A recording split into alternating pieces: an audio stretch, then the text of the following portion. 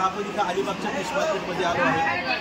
जर तुम्हाला मासे खाण्याची हौस असाल तर मासे आपण हॉटेलमध्ये गेलो तर 450 रुपये 500 रुपये सुरमईच्या एका प्लेटचे घेतात। मात्र तुम्ही इथं बाजारामध्ये आलात, बाजारामधून फिश घेतले तर तुम्हाला अगदी ताजे आणि स्वच्छ असे फिश भेटतात।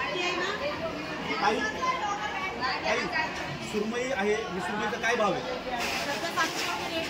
आणि पॉपलेटचा आणि कोळंबी 450 रुपये। इथे मग तुम्ही जे विक्रेते आहेत त्या विक्रेत्यांबरोबर तुम्ही चर्चा करून थोडंसं बार्गेनिंग करून फिश घेऊ शकता। मात्र तुम्ही डायरेक्ट हॉटेलमध्ये जर खायला गेलो फिश खूप महाग आहेत, त्यापेक्षा तुम्ही इथून खरेदी करून जिथे राहणार आहात त्यांना बनवायला सांगितलं तर ते तुम्हाला असे चांगले फिश बनवून देतात। इथे पाहू शकता तुम्ही त्या बाजूला इथे सुरमई आहे, कोळंबी आहे, इकडे पॉपलेट आहे, असं मोठं असं एक मार्केट आहे।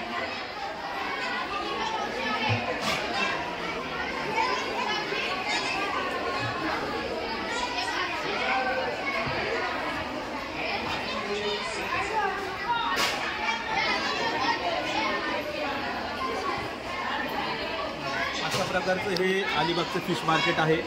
इथे आपल्याला ह्या ताई सांगता येते की थोडंसं थंडीमुळे मासे कमी प्रमाणात लागतात, त्यामुळे माशाचे भाव थोडेसे अलीकडे पलीकडे आहेत।